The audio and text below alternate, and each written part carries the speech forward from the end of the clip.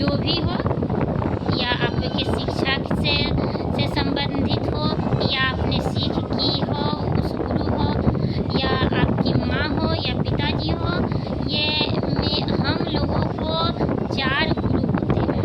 सर्वप्रथम गुरु जो माँ होती है, दूसरा गुरु जो शिक्षा देते हैं, तीसरे गुरु जो सीख होते हैं, और चौथा गुरु तो आप समझ ही रहे हैं।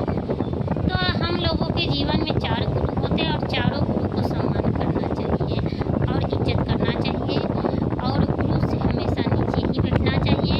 अगर गुरु ऊपर बैठे हो तो आप नीचे ज़मीन पर ही, फर्श पर ही बैठ जाइए।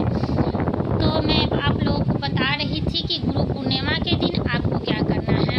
तो गुरु पूर्णिमा के दिन आपको अगर समर्थ हो तो सत्यनारायण भगवान को पूजा करवाइए, अपने गुरु के पास जाइए, जो भी समर्थ अनुसार दान पुण्य कीजिए, और गुप्त दान तो ज़रूर ही कीजिए, चाहे वो जितने रुपए का, 1 ही रुपये का सिक्का क्यों ना हो, लेकिन गुप्त दान कीजिए। गुप्त दान का महत्व ये होता है कि आपका गुप्त दान सदा के लिए सुरक्षित रखा हुआ रहता है। आपके मरने के तत्पश्चात उसको आपको समर्पित कर दिया जाता है।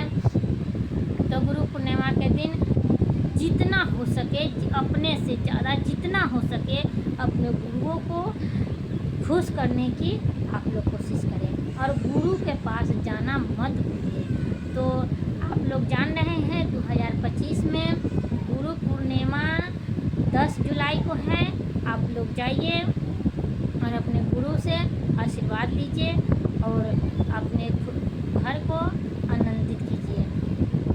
और उस दिन आपको एक छोटा सा और उपाय करना है। एक इलायची लेना है और एक इत्र लेना है, और इत्र और इलायची दोनों को भिगो करके शिवलिंग पर आपको अर्पित करना है। इससे क्या होगा कि आपके गुरु की आशीर्वाद लेने में आप लोगों को भरपूर मदद मिलेगी और शिव की कृपा आपको भरपूर मिलेगी। तो आप लोग ये उपाय करना मत भूलिएगा, और जो भी दान दे रहे हैं, गुरु को जो भी समर्पित कर रहे हैं, उसमें तुलसी पत्र रखना मत भूलिएगा। तुलसी पत्र रखिएगा, ज़रूर रखिएगा।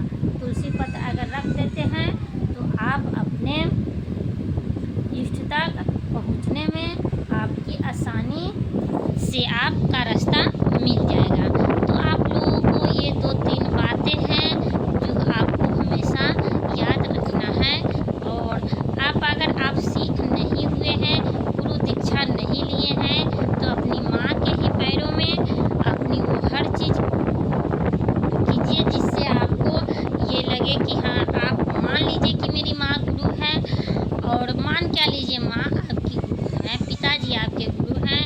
आप अपने गुरु के ही, अपने पिताजी की और माँ के ही पैर धो कर के पीजिए, और ज़्यादा से ज़्यादा आप अपने माँ को ख्याल रखिए, अपने पिता को ख्याल रखिए, अपनी पत्नी को ख्याल रखिए, और उस दिन खुश रखने की कोशिश कीजिए कि आपकी माँ की आत्मा को कष्ट न पहुँचे, आपके पिता के आत्मा को कष्ट न पहुँचे, आपकी पत्नी की आत्मा की कष्ट न पहुँचे, क्योंकि माँ, बहन, बेटी, पत्नी ही हर एक रूप में इस पृथ्वी को संभालती हैं और इस पृथ्वी में धैर्यता बनाए रखती है। इसीलिए जो माँ को और पत्नी को देवी का दर्जा देता है, वो जिंदगी में हमेशा खुशहाल रहता है, और उनके जीवन में ये दोनों की दुआ इतना कार्य करती है कि आप कहीं भी किसी भी संकट से आप उबर कर आ जाओगे। अगर माँ की दुआ, पत्नी की दुआ आपके अगर साथ है, तो दुनिया की कोई कष्ट, कोई बाधा, कोई ग्रह, कोई नक्षत्र आपको छू नहीं सकता है।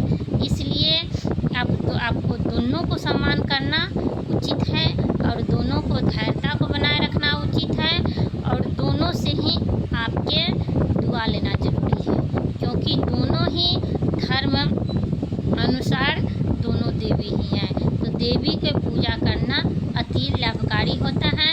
गुरु पूर्णिमा के दिन हो सके तो आप अपने माँ की पूजा कीजिए, पत्नी की पूजा कीजिए, बहन की पूजा कीजिए, बेटी की पूजा कीजिए। ये सब देवी ही हैं। अगर सिख नहीं हुए हैं तो अगर सिख हो गए हैं तो आप अपने, अगर गुरु दीक्षा आप ले चुके हैं तो आप अपने गुरु के पास जाइए और गुरु से